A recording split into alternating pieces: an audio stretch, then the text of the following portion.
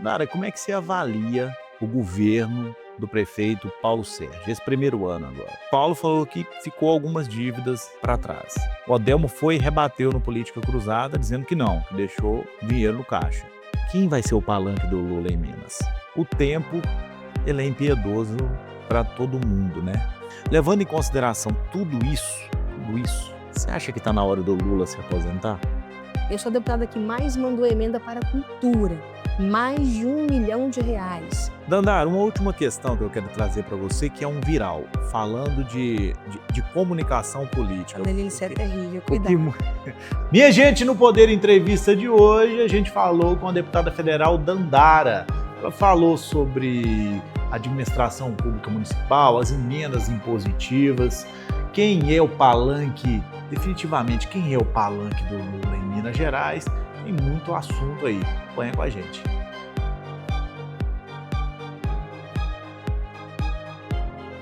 Muito bem. Poder Entrevista com a deputada federal Dandara. Dandara, como é que você avalia o governo do prefeito Paulo Sérgio, esse primeiro ano agora? É uma situação muito preocupante ver que as contas da Prefeitura de Uberlândia até setembro apresentavam uma dívida de R$851 milhões. Olha, eu tenho reunido com muitos grupos aqui em Uberlândia. Os aposentados recebiam a rescisão, as férias-prêmio, no máximo 40 dias depois de aposentar. Pessoas dedicaram a vida inteira à prefeitura, à nossa cidade. 851, de onde é esse número? Esse número foi levantado pelo CEPES, que é o Centro de Pesquisa da Universidade Federal de Uberlândia. Até o mês de agosto, a dívida era 851 milhões. Ainda não apresentou o balancete dos meses finais de 2025. Então, a gente imagina que a situação tende a piorar, porque tem mais pagamentos para acontecer no final do ano, com férias-prêmio, anuênio, que os servidores também demandam, contas da prefeitura, contratos, tem que sair até o final agora do mês de janeiro. Aí nós vamos ter uma real situação de como é que tá as contas da prefeitura. O porta-a-porta está sem receber, o que deveria da saúde. Os motoristas de ônibus já pararam 2 vezes por não receber o salário na data certa. O auxílio alimentação não tem data para cair. Nós sabemos que outros serviços também estão sendo prejudicados, o repasse feito, inclusive, ao terceiro setor. A própria PAI está com repasses atrasados aqui na cidade de Uberlândia. Falta remédio hoje nas unidades básicas de saúde. Isso sem contar que todos os servidores hoje estão com um problema no serviço da Unimed, porque é tripartite, né? A prefeitura paga uma parte, o servidor outra, a Unimed outra. A prefeitura não está pagando a parte dela. E isso está imputando também uma dificuldade muito grande. Educadores e professores de apoio deveriam ser enquadrados na nova lei, mudar de categoria de salário. Também não foram enquadrados. Os ASBs deveriam ir para a categoria B. Também não foram, não estão recebendo. Não teve um aumento digno do auxílio alimentação, do vale alimentação dos servidores. Então, é uma situação muito preocupante as contas da prefeitura. Eu entrevistei o prefeito aqui há 2 semanas, ele falou que a expectativa de pagar as emendas impositivas dos vereadores seria após começar a cair o IPTU, o IPVA, que as contas começariam a entrar no eixo. Você acredita nisso na sua análise? O que você acha? Eu acho que a Prefeitura de Uberlândia está com um problema hoje de caixa, porque não está conseguindo administrar os seus recursos, não está conseguindo arrecadar e, infelizmente, historicamente, não aderiu a programas muito importantes. Uberlândia não tem SAMU e eu estou lá lutando muito para poder resolver isso. Uberlândia não tem UPA, Uberlândia não tem policlínica e essas coisas que não tem faz não receber o recurso do governo federal destinado a financiar aquele tipo de ação, aquele tipo de política. E aí a prefeitura tem que gastar do seu recurso próprio para pagar coisas que têm um financiamento específico do governo federal, do governo estadual. Ainda falando dessa questão governo municipal, o Paulo falou que ficou algumas dívidas para trás. O Adelmo foi e rebateu no Política Cruzada, dizendo que não, que deixou dinheiro no caixa. Qual a sua opinião sobre isso? Eu estava na campanha ano passado, né? Estava na campanha, na verdade, ano retrasado. Na campanha deles, o slogan era Paulo Sérgio é Odelmo, Odelmo é Paulo Sérgio. Então, para que apresentar essa diferenciação agora? Se saiu com dívida, por que o Paulo Sérgio disse que está com problemas e o Odelmo depois disse que deixou dinheiro em caixa. Alguém tem que conseguir realmente explicar essa situação. Pegou o caixa zerado com dívidas ou não? O que apresenta as contas públicas da prefeitura é uma dívida até o mês de agosto de R$ 851 milhões, 21% da receita. Uberlândia está entre as 15 cidades do Brasil que mais deve, segundo o CEPES, esse centro de pesquisa da UF. Beleza, falando agora do governo estadual, a gente sabe que até o momento o PT ainda não tem oficialmente um palanque para o presidente Lula em Minas Gerais, que é o estado, entendeu? O segundo estado mais importante da federação em termos eleitorais, né? E aí, política de alto nível, quando a gente vê os grandes articuladores trabalhando, a gente vê que ela é feita com testes, né? Eu percebi um testezinho com o seu nome, vindo do PT, entendeu? Inclusive eu fiz um conteúdo sobre isso. Entretanto, ontem foi divulgado pela Veja que o ex-presidente do Senado já teria fechado com o Lula. Levando em consideração tudo isso que eu te falei, quem vai ser o palanque do Lula em Minas? Nós estamos conversando com todos os setores que estão hoje na base do governo do presidente Lula. Em Minas Gerais tem o Gabriel Azevedo, que é do PMDB, nós temos o Calil, que também está dialogando com a gente, nós estamos dialogando com o Pacheco, com o Alexandre Silveira, então tem pré-candidaturas hoje colocadas que estão dialogando com o nosso campo. E o PT também estuda ter uma candidatura própria.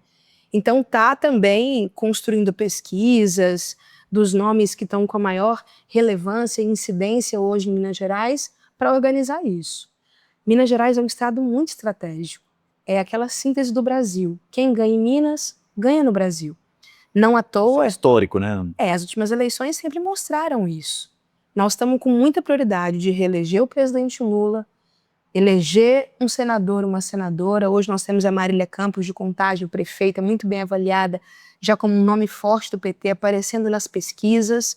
Mas também temos outros quadros, né? O próprio Reginaldo Lopes, que você já entrevistou aqui, deputado federal, um dos mais votados do PT de Minas, a Margarida Salomão, prefeita de Juiz de Fora. Ele é petista raiz, né? Conceitual. A Margarida também, prefeita de Juiz de Fora, muito bem avaliada.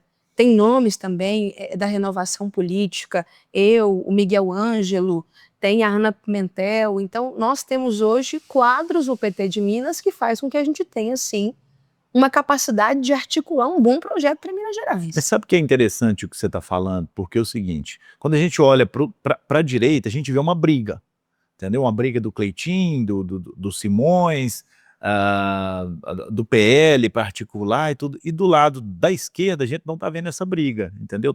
Talvez a gente pode enxergar como uma falta de palanque. Não, ainda não tem um palanque oficial. Mas agora, você citando, por exemplo, o Gabriel Azevedo, eu não sabia disso, entendeu?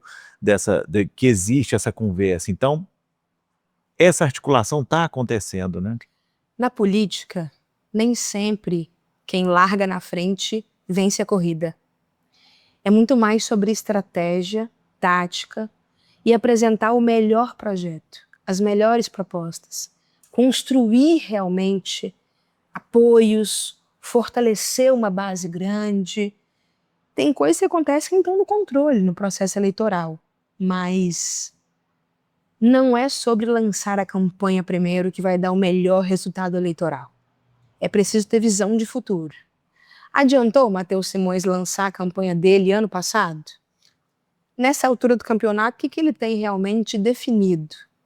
De base eleitoral, de partidos que estão com ele, de coligação, de uma campanha forte com propostas reais para Minas Gerais? Eu acho que não. Acho que não adiantou.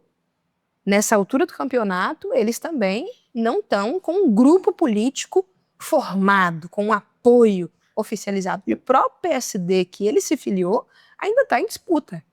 Ainda tem lá o Alexandre Silveira, que é ministro do governo Lula, e o Matheus Simões, que é mais aliado à pauta do bolsonarismo. Então, ele ainda não construiu essa confluência. Estou dando um exemplo do Matheus Simões para dizer que acho que a política ela é muito mais sobre construção e estratégia do que sobre largar na frente. Com relação ao ex-presidente do Senado? Você acredita que ele vai? Pacheco? Eu acho o Pacheco um ótimo Você nome. acha que ele está um ponto à frente, um passo à frente dos outros ou não? Eu acho que sim, acho que o Pacheco ele tem legitimidade, ele tem respeito, as pessoas reconhecem nele, fez um bom trabalho no Senado, acho que ele tem uma construção política ao longo dos anos que consolidou o nome dele em Minas Gerais. Não é um iniciante, é um presidente do Senado que vem construir com a gente. Me pareceu, durante alguns momentos, que ele deixaria a vida pública, né? Mas depois dessa arrancada de ontem, eu já não sei mais. Olha, o próprio partido que ele estava era o PSD, o Matheus Simões filiou o PSD. Então, são muitas peças que tem que, né, organizar para conseguir definir um partido, definir a estratégia.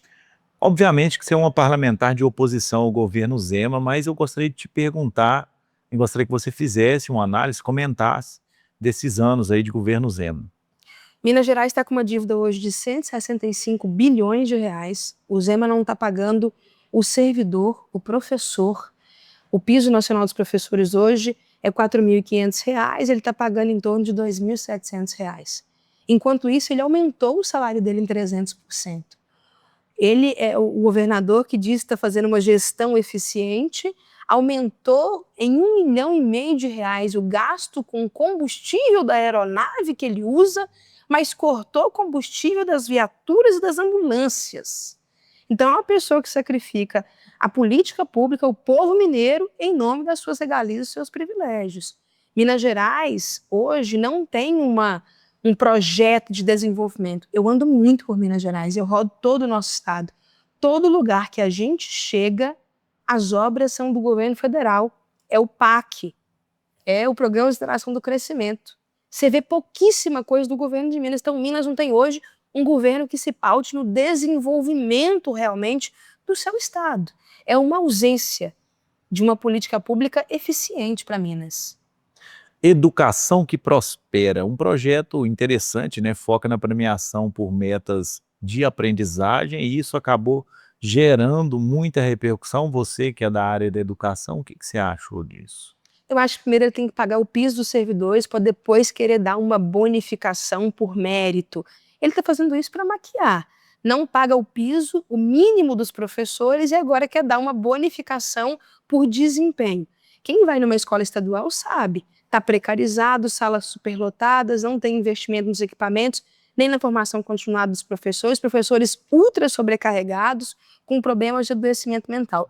O Zema, ele faz assim, ele pega uma escola aqui, outra acolá, para transformar em case de sucesso e mostra isso nas propagandas.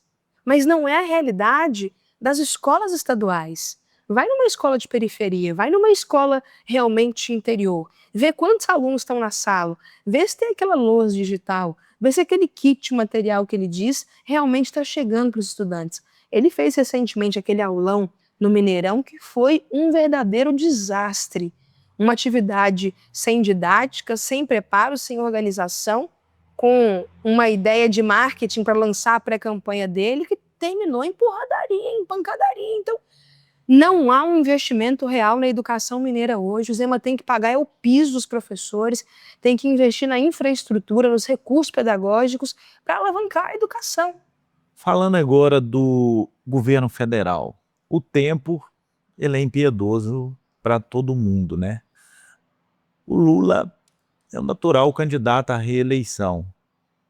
E isso talvez seja, talvez não, é o fato mais importante da democracia brasileira.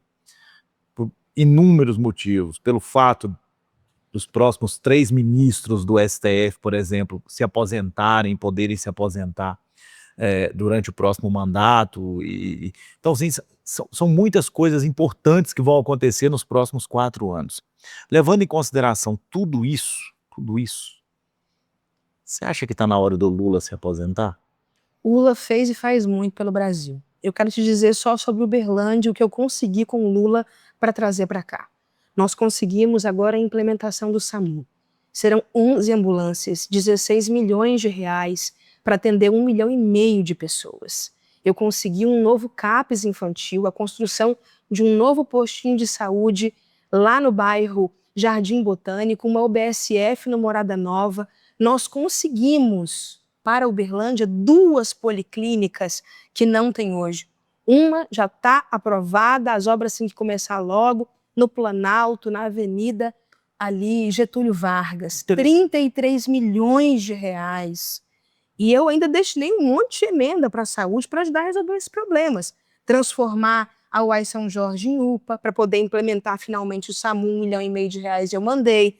Mandei mais R$ 1 milhão para equipar 30 postinhos. Mandei mais R$ 3,5 milhões de reais para o nosso HC da UFO. Mais R$ 1 milhão para ajudar o Municipal e o Santa Catarina. Então, com o Lula, nós temos investimento na vida real do povo. Eu acho que é importante a gente explicar isso para o povo, ter essa oportunidade aqui, porque a gente fica muito escutando de emenda impositiva, 100% de emenda impositiva, 90%. Quanto você destina de emenda para Uberlândia hoje? Olha, nós tivemos mais de 12 milhões de reais só no último ano de emenda minha. Positivo. Emenda Dandara. Eu sou a deputada que mais mandou emenda para a cultura, mais de R$ 1 milhão. Eu mandei mais de 8 milhões só para a saúde, incluindo a prefeitura, incluindo o nosso HC, que é o HC com um papel também muito importante na nossa cidade e na nossa região. Eu destino emendas para a nossa Universidade Federal de Uberlândia. Nós conseguimos concluir o teatro e o cinema da UFO. Porque muita coisa é emenda direta, impositiva, que você destinou. Muita coisa, e aí abre um espaço para o debate com vários outros deputados, são articulações de recursos que vêm, né? Que muita gente, às vezes, pega carona no recurso. Por isso que é importante. Bonito, todo mundo quer ser pai, já dizia minha avó, né? Mas olha só, lá em Brasília, quando abre o processo do PAC, são 3 etapas, eu queria te explicar, queria explicar para quem está nos acompanhando, porque não sei se as pessoas sabem isso. O PAC, primeiro, ele abre a inscrição. Na inscrição, as prefeituras se inscrevem naqueles projetos que estão abertos. Ah, vai ter recurso para saúde, para ônibus escolar, para construção de policlínica, para ampliação de UPA. A prefeitura se inscreve. A segunda etapa é a etapa da habilitação. Aquela cidade realmente tem a demanda do ônibus escolar? Aquela cidade realmente tem a demanda da policlínica? Existe um déficit? Essa é a segunda etapa. A terceira etapa é a etapa da seleção. Aqueles que estão cumprindo os critérios, quais serão selecionadas? É nessa terceira etapa da seleção que entra a articulação política, que a gente leva os nossos pedidos para o ministro daquela área. Eu fui muitas vezes no Padilha, que a gente vai na SRI, que a gente vai na Casa Civil, na própria presidência da República. A gente diz, olha, essa cidade aqui é importante, por quê? Porque Uberlândia ainda não tem UPA, ainda não tem SAMU, ainda não tem policlínica. É a segunda cidade de Minas Gerais. Vamos priorizar atender Uberlândia. Então, esse trabalho de articulação, ele acontece numa terceira etapa. É claro que se a prefeitura não fizer a parte dela de inscrever, quando abre a inscrição, não adianta ter só a minha articulação política. Precisa realmente ser uma via em que todos os agentes políticos trabalham. E eu fiz isso todas as vezes. Por isso que nós conseguimos SAMU, Policlínica, UPA, UBSF, creche, para Uberlândia com o PAC. Dandara, como é que está a região? A gente sabe que a atuação parlamentar, ela dificilmente consegue se manter numa cidade só. Ainda mais numa região tão carente como o Triângulo Mineiro, carente do Estado, né? Digamos assim, nós temos Ituiutaba, Gurinhatã, inúmeras cidades. Como é que está a sua atuação nessas cidades do Triângulo Mineiro? Olha, a minha prioridade... Fora Uberlândia, óbvio. A minha prioridade no mandato é essa atuação aqui no Triângulo Mineiro. É claro que eu tenho assim, um trabalho hoje em 7 regiões do nosso estado. Eu sou uma deputada federal por Minas Gerais, então eu cuido da Zona da Mata, do Sul de Minas, Metropolitana, Norte de Minas, Alto Paranaíba, Noroeste, ainda tem os vales. A gente tem trabalho em outras regiões, aqui é a nossa prioridade. Por quê? Uberlândia está diretamente relacionada com as cidades da região. O nosso polo de saúde, as pessoas vêm para o nosso HC da UFO. O nosso polo educacional, como é a nossa universidade. Uberlândia é um cinturão também de empregos, de negócios. Então não adianta a gente querer criar uma rixa de Uberlândia com as outras cidades, ou então tentar diminuir o papel regional que o Triângulo Mineiro tem. Nós estamos entre São Paulo e Goiás. É aqui em Uberlândia que passa as grandes rodovias que conectam todo o nosso país. É aqui na nossa região que está um dos grandes polos logísticos. Desenvolver o Triângulo é, sem dúvida nenhuma, desenvolver a economia, a ciência, a educação. de todo um elo que depende do Triângulo. Eu tenho trabalhado muito. Eu mandei recurso para Araguari, para Monte Alegre, para Itiutaba, Campo Florido, para o Prata, para Centralina, para Capinópolis. Eu trabalhei por muitas cidades e continuo trabalhando aqui na nossa região. Eu acho assim, quando a saúde do Prata vai bem, a saúde de Uberlândia vai bem. E desafoga. Desafoga. Quando a UENG está funcionando em Itiutaba, melhora também a UFO, porque também desafoga a UFO. Quando a gente tem o Instituto Federal do Triângulo Mineiro, o IFTM, funcionando muito bem em Campina Verde, como eu destinei a emenda para melhorar lá agora o restaurante, nós também temos um desenvolvimento educacional que fortalece a nossa região. Dandara, uma última questão que eu quero trazer para você, que é um viral, falando de comunicação política. A Lelícia é terrível, O que, cuidado. o que muita gente, Misericórdia. o que muita gente, às vezes pode discordar ou concordar, mas é uma coisa que fugiu da bolha, essa caminhada do Nicolas aí. É uma coisa que muita gente está falando no meio político. Eu gostaria que você comentasse sobre essa caminhada do Nicolas. A última pesquisa Quest mostrou que 51% dos brasileiros concordam com a prisão do Bolsonaro.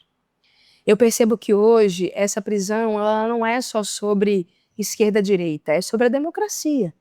O que tramaram naquela trama toda golpista é realmente muito grave. Um plano que previa atacar as instituições, matar o presidente da República, o vice, o presidente do STF. Tudo foi comprovado. Houve o direito de legítima defesa, teve todo transitado em julgado.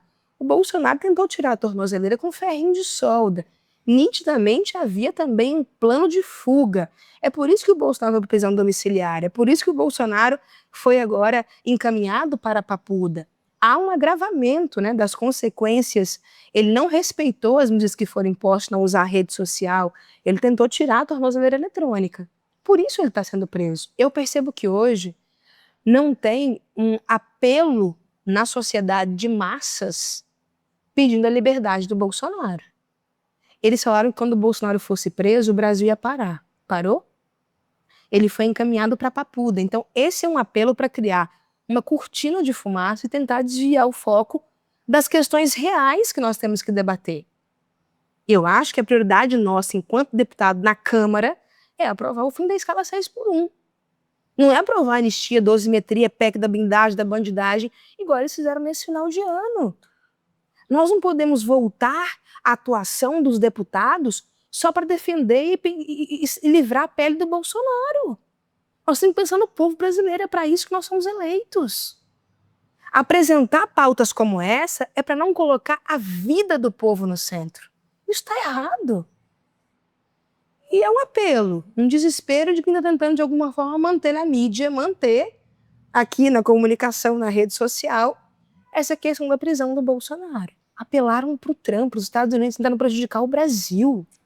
O Eduardo Bolsonaro foi para lá e qual foi o resultado? Taxas que prejudicou a economia. Só não prejudicou mais porque o Lula liberou mais 300 bi para salvar vários setores da economia que exportavam muito para os Estados Unidos, como é, por exemplo, o setor da laranja. Abriu agora novos mercados com a União Europeia. Interessante a articulação do Trump com o presidente Lula. Ele tira o tarifaço. Isso é interessante porque isso fala muito do jogo político. Ele tira o tarifaço, invade a Venezuela e multa o Lula, porque aí o Lula não pode falar nada, entendeu? É difícil isso, aí tem que ficar meio no genérico. O Trump é muito inteligente, entendeu? Eu acho que ele às vezes mete os pés pelas mãos, tá metendo bedelho onde ele não... Claro, óbvio. O que você acha desse negócio da Venezuela? Eu acho uma loucura a gente querer invadir outro país. Eu acho que a Venezuela que tem que decidir o que tem que acontecer ali. Eu acho que tem que ter a autossoberania dos povos. É uma loucura que está querendo fazer agora de anexar a Groenlândia, mandando tropas para a Groenlândia. Eu acho muito delicado esse conselho que ele está querendo criar da Palestina, que vai, a longo prazo, substituir o papel da ONU. O que eu acho interessante... E ele vai ter uma legitimidade, uma soberania de vetar país, decidir o que vai ser feito e o que não vai ser feito. Assim, o direito internacional, ele estabelece coisas que são muito importantes. Eu não sou especialista em política internacional, acho que eu não sou especialista nem em política regional. Mas isso é interessante falar do regime do Maduro, porque na verdade o regime do Maduro não caiu. Caiu o Maduro. O regime, as pessoas, todo mundo que estava lá continua do mesmo jeito. Então, Interessante qual isso. era o objetivo real? Se a vice-presidente do Maduro continua lá, no Interessante poder, isso. é só explorar o petróleo? É as terras raras? O que está por trás de tudo isso? E outra coisa interessante foi que ele teve uma reunião com ela antes, né? Houve uma reunião com ela antes da invasão. Mas enfim, é assunto para outra pauta. Dandara, eu quero te agradecer. Muito obrigado, viu? Obrigada eu, estou muito feliz de estar aqui. Nosso trabalho continua. Esse ano tem cada vez mais lupas para a gente fazer. Quem quiser acompanhar um pouco mais, nossas redes sociais, tô Dandara. Muito bem. Você que está online aí, muito obrigado por ter acompanhado. Esse é o Poder Entrevista.